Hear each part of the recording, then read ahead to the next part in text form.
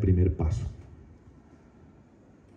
Yo me permito devolverles una pregunta para su reflexión hoy cuando lleguen a sus casas y seguramente estén descansando. Tómense en unos minutos, por favor, e imagínense en el país en pleno proceso de La Habana. Las FARC en ese proceso con las autodefensas en armas. Y preguntémonos a nosotros mismos si las FARC hubieran avanzado.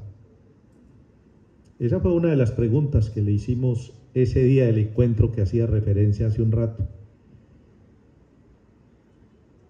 Y la respuesta fue: con ustedes en armas no hubiéramos avanzado.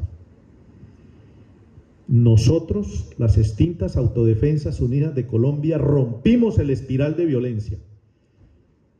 A pesar de que en los estatutos, que también son públicos, o por lo menos lo conoce el sistema de justicia y paz de las autodefensas, también nuestro primer punto de los estatutos que nos regían era que mientras existiera un guerrillero en el territorio colombiano, iba a existir las autodefensas. Entendimos que había que dar un paso, que había que avanzar. Un actor del conflicto, y señorita y todo el auditorio, un actor del conflicto que en el año 2002, a finales del 2002, cuando tuvimos el primer acercamiento con el gobierno nacional a través del entonces comisionado de paz, Luis Carlos Restrepo Ramírez, tenía un ejército de más de 30.000 hombres, estaba haciendo presencia en más del 70% del territorio nacional. Éramos un ejército invicto, no porque no hubiéramos perdido batallas, claro que también fuimos derrotados muchas veces por las FARC, por el ELN, por el EPL, pero teníamos un ejército invicto. En el mejor momento político, económico y hasta social de las autodefensas. Por ahí escuchaba al profesor diciendo tenían el 35% del Congreso. En el mejor momento de la guerra dimos el paso de la desmovilización, de la dejación de armas,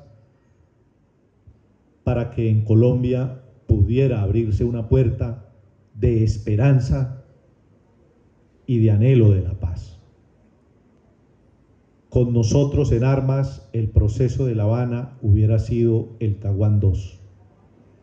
No les quepa la menor duda. Hagan esa reflexión.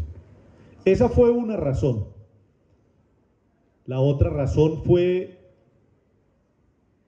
entender nosotros, los exdirigentes, excomandantes de las autodefensas, que habíamos crecido en los últimos 5 años, en el nuevo milenio, en un porcentaje casi que absurdo de lo que había sido el crecimiento de las autodefensas en más de 20 años de lucha.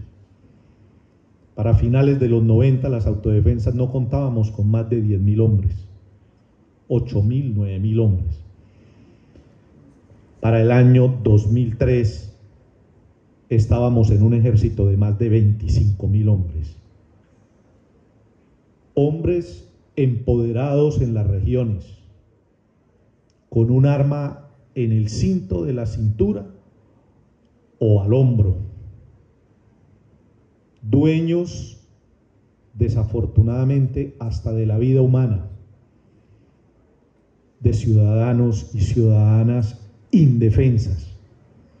Entendimos que ese ejército que habíamos creado se había convertido en una bola de nieve que iba a 1000 por hora, creciendo cada vez más, y que en su paso esa bola de nieve lo único que estaba dejando era luto, dolor y llanto en los colombianos.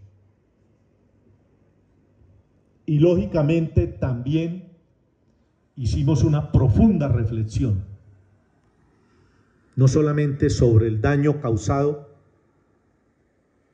sino sobre la necesidad de que en Colombia, con un gobierno que tenía como bandera la seguridad democrática, el Estado empezara a recuperar el monopolio de las armas.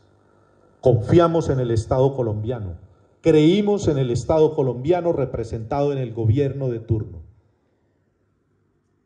Y hoy, tantos años después, 20 años desde el inicio formal, más de 20 años de la etapa exploratoria que se inició en enero del 2003,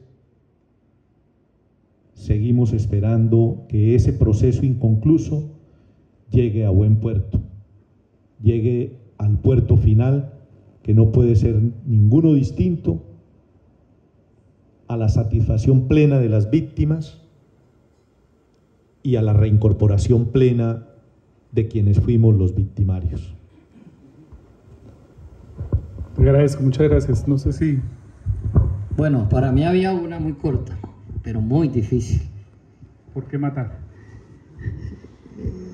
Esa pregunta